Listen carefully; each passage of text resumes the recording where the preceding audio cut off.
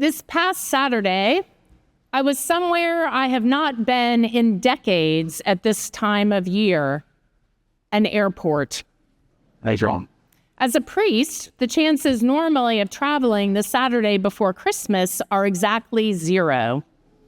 This year, however, I'd had the honor of preaching at our seminary in Meredith Rogers' ordination to the priesthood, so I found myself in the chaotic and bustling liminal space as people were moving from point A to point B in the Denver airport. I was amazed by all that was present. I saw no fewer than 6 angry cats in carriers. Out of 6 cats, countless pocket-sized dogs were happily taking in the scenery. The families that were traveling came in all states and sizes, happy, angry, tired, hungry, hyped up, bedecked in everything from Christmas pajamas to designer clothes. I even saw some carolers who were dressed fresh out of a Dickens Christmas carol on their way to their next singing stop. I'd love to tell you that as I was waiting at the gate, I was deep in prayer or reading an important theological treatise. I'll admit, I was playing a game on my iPad. All of a sudden, without warning, a little boy who was likely 5 years old or so jumped in my lap and started assisting with the game. He did not introduce himself, but started asking me the name of the game, how many matches we were supposed to get, and frankly, not helping my overall score. In a few moments, his very harried-looking father ran up, looking appalled, and asked whether he'd even asked to participate. His son rolled his eyes and continued playing. The exhausted father apparently decided I wasn't too threatening and collapsed in a nearby chair. I asked the child what his name was, and he told me it was Scion. After a few rounds, the boy departed on to his next adventure. But what was so engaging about this encounter was the child's complete openness to jumping headlong into a stranger's chair, albeit with a shiny electronic toy to draw him in. There is something about traveling that causes us to see things anew. Whether we are traveling home or seeking the glory of a new thing, encounters happen on the way that prepare us to welcome experiences that otherwise never happen. I think this is why the Christmas story is a travelogue. For all kinds of reasons, our main characters are on a journey. Mary and Joseph have traveled out of an obligation to the Emperor Augustus in the most uncomfortable of circumstances.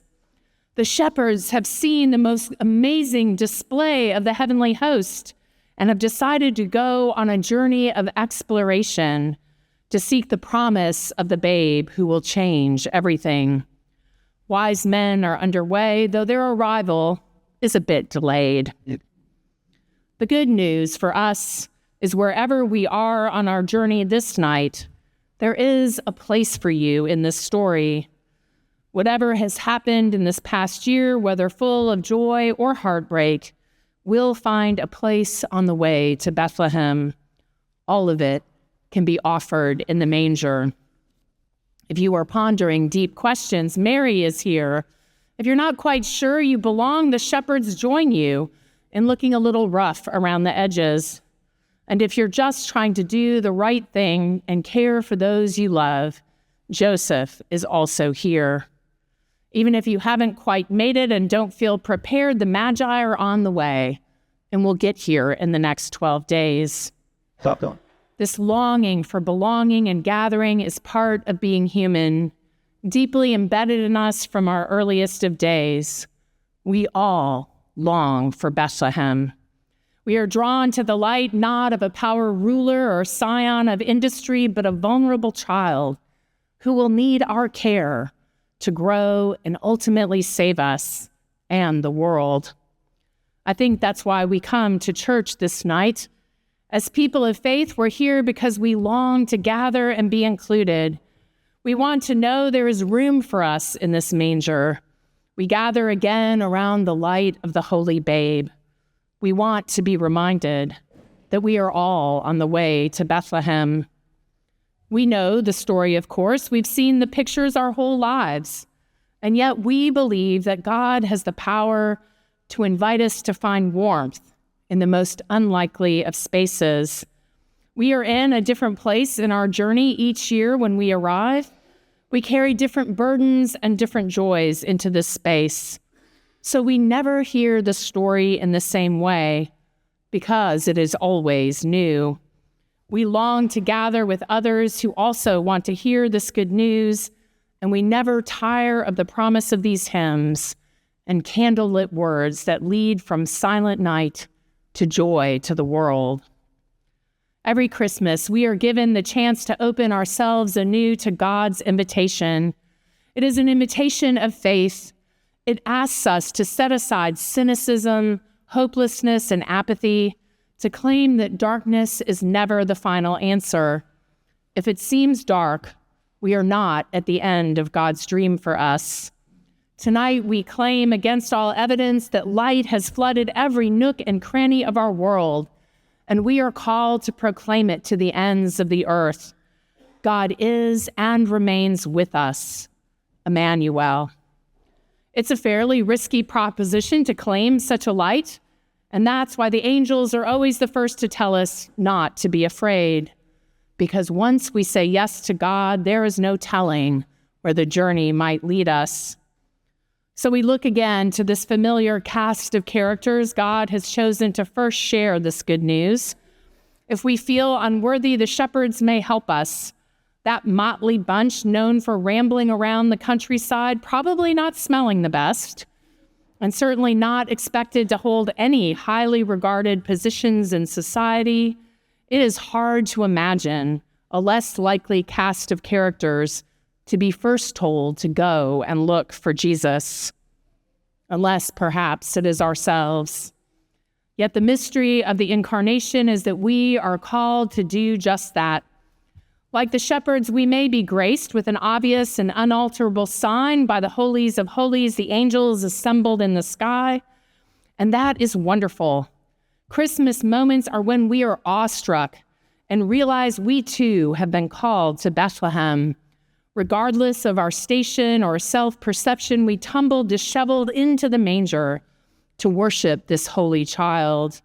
We look at one another and we exclaim that we have found him in the most unlikely of places, in the grocery store, the airport, the hospital room, the office, the gym, or even the parking lot. These moments are vital not just because of the immediate joy they provide. They are vital because we all know it does not feel like Christmas every day. It might not even feel that way for you this night. Be not afraid. Most of our lives happen in ordinary time, when the volume is not turned up quite so high and the angels may be a little more subtle in their approach. The pull of the Holy Family may seem elusive. Real darkness sometimes causes us to question whether we've even been to Bethlehem. But the beauty of Christmas is it promises a light that cannot be extinguished. It burns brightly after a terrible flood, amidst strained family relationships, and even at the empty space at the dinner table. It is there when we fear most that peace is elusive and that deeply important values we share are at risk, that light bursts forth at any moment. We bear the light of Christmas into the rest of the year if we ask for the grace to remember the hope it can kindle in us. We ask for the enthusiasm of a child jumping into a stranger's lap, so we are fully open to be transformed and changed. It is why we gather at this altar, to fully receive the very presence of the Christ before we go out again into the world. We receive that presence tonight and every time we return. Some days we are those eager shepherds. Other days, like Mary, we might need time to ponder things in our heart. And sometimes we're called to stand at the ready like Joseph, supporting those we love. Maybe we've just started to see the signs in the sky that will set us out on our way. The good news is whoever you are in the manger scene tonight, Jesus Christ has been born for you. May the power and glory of Christmas fill us with hope as we await each new moment of glory, as we once again make our way to Bethlehem. Amen.